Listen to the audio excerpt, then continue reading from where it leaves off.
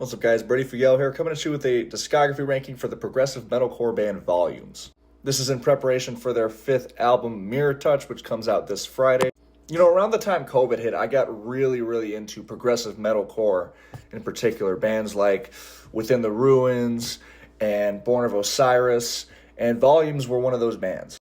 You know, something I think that this band in particular has done really well in context among their peers is that not only does each of their records stand alone from each other, but they've also done some of the boldest stylistic infusions and experiments compared again to some of their peers. Like, as great as Within the Ruins or Born of Osiris is and has been, it was Volumes who was throwing these post-hardcore influences, R&B influences, and nu metal influences at times. And I don't mean like the way that modern metalcore takes from nu metal. I mean like songs that invoke Limp Bizkit more than anything, all the while maintaining that genty metalcore backbone. Their discography is relatively slim. There's only 4 albums I'll be talking about here, and I'm just going to dive right into it with my number 4 pick, which is their second album, No Sleep, from 2014.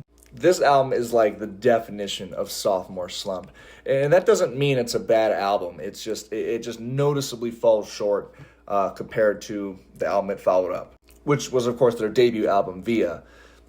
And this album just feels like an undercooked version of that record for the majority of the time. There are still some highlights, like the track 91367 has a really dynamic main riff and some really catchy vocal cadences that play off of those parts well. Also, the track Erased, which is one of the band's most well-known songs. At the time especially, it noticeably set itself apart from Volumes' music up to that point. Just, it's a lot more melodic, and the melodies themselves are just really nice and pleasant to listen to. Pistol Play, Neon Eyes, both tracks that just have some genuinely interesting and memorable rhythmic ideas. And also the closer, Up All Night, is a really catchy track with a lot of interesting and just cool chord progressions. So the tracks I complimented comprise just under half of the record. There's 2 reasons why this album falls a little flat for me. For one, the other tracks simply just aren't as memorable, but also the lyrics.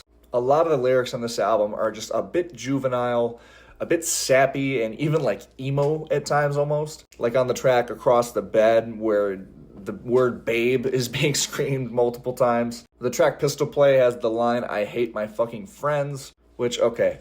When A Day to Remember does it, for instance, because whenever I hear a song where he's singing about his friends, I think of A Day to Remember. When they do it, it's meant to be taken in like a fun way, a fun, sarcastic way, and that's why it works for them. It doesn't really work on that song. But the nature of this song and Volumes' music in particular doesn't really imply fun to me.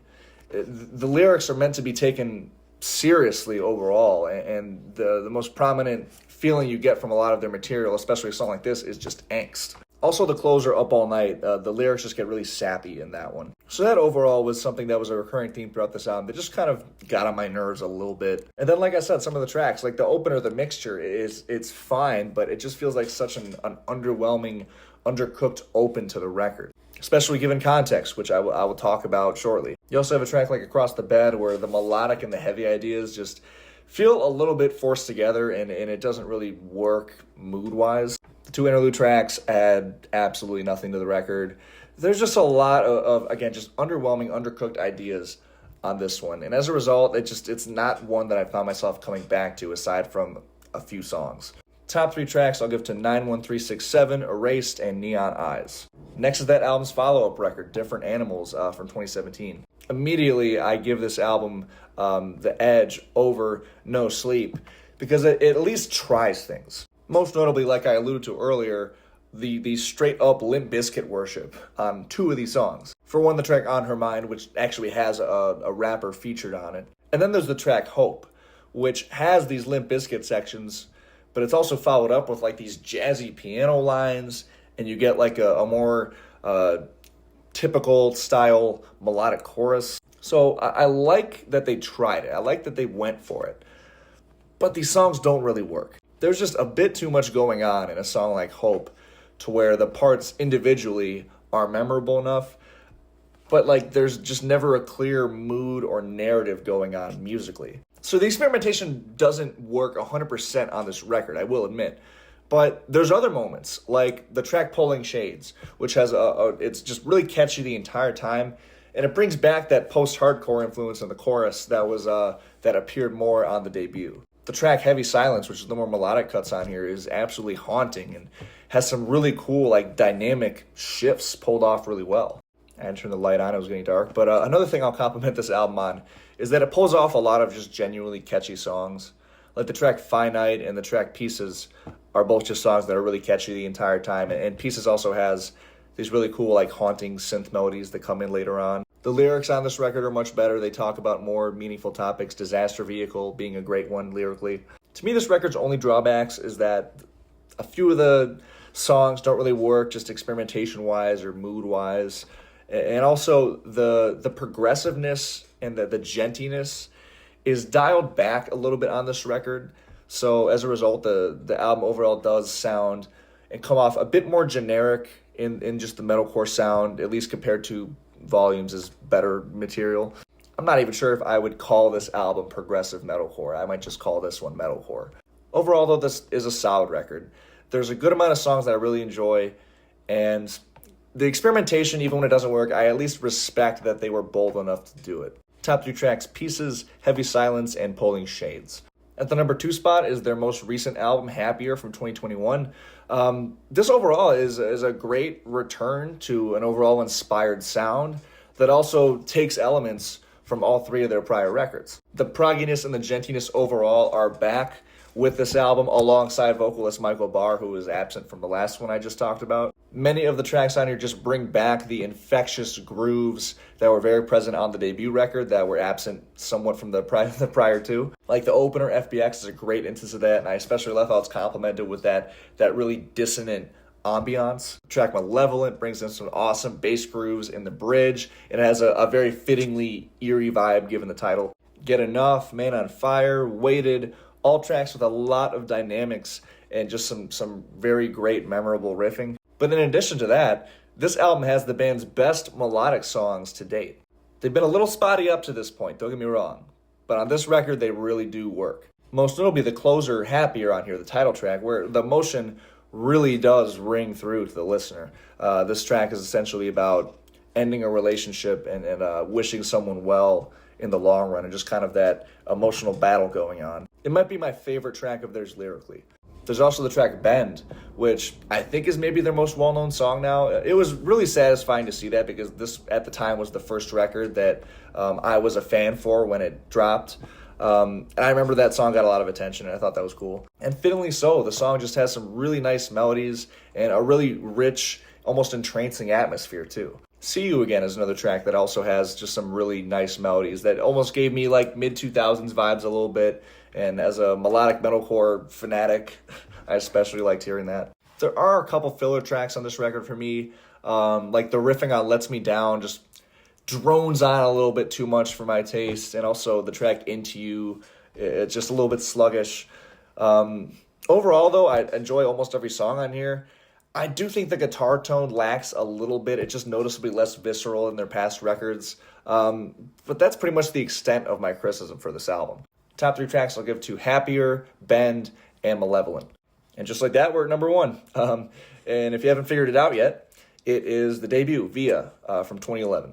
This is a top 10 progressive metalcore album for me, period. I go back and forth on the whole is gent a genre thing. But if it is, like, this record is like a defining album for that. Because that riffing style is just done so fucking well on this record. This album isn't the undercooked gent riffing of a lot of modern metalcore. This record is just crazy infectious groove, one after the other. This album pulls off what so many modern metalcore bands have failed to pull off with this type of riffing. In that they keep it catchy and they keep it groovy. And as a result, the album just has this nonstop feeling of like a stagger. It just keeps knocking you off your feet with its unconventional rhythmic ideas and its time changes. I would use the word tribal to describe how a lot of these rhythms and grooves sound. Another thing that works really well on this record, though, is the ambiance. A lot of these tracks are coated with things such as some clean guitars in the background or some synths and certain studio effects. This is another thing that a lot of modern metal bands fail at doing because they just push it way too much.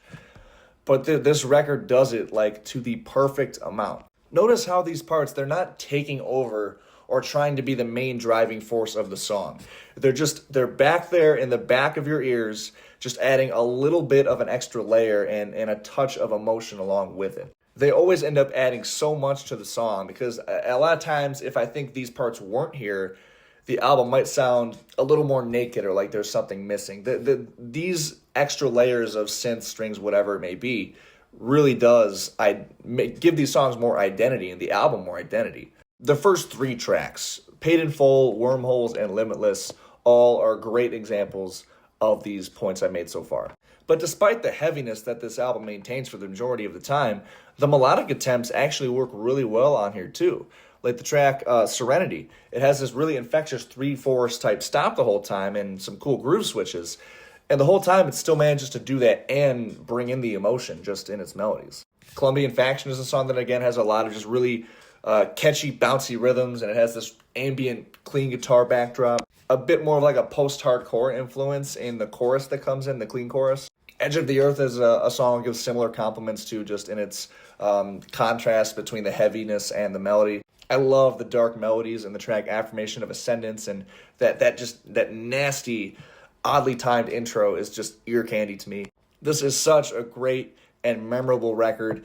I have minimal criticisms for it. The interludes, again, they don't really do anything. And I think the closing song, which is also the title track, Via, just doesn't add a whole lot to the record, and as a result, the album does kind of like fizzle off a little bit at the end.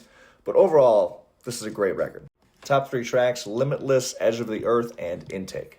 And one more note that I just remembered now, the guitar tone on this fucking record is perfection. And that's all I have for you guys for this ranking. Please comment below what your ranking is for these 4 records, as well as hit subscribe and stay tuned for my review of Mirror Touch after it drops on Friday. Thank you guys so much for watching. Until next time, I'll see you guys later. Peace.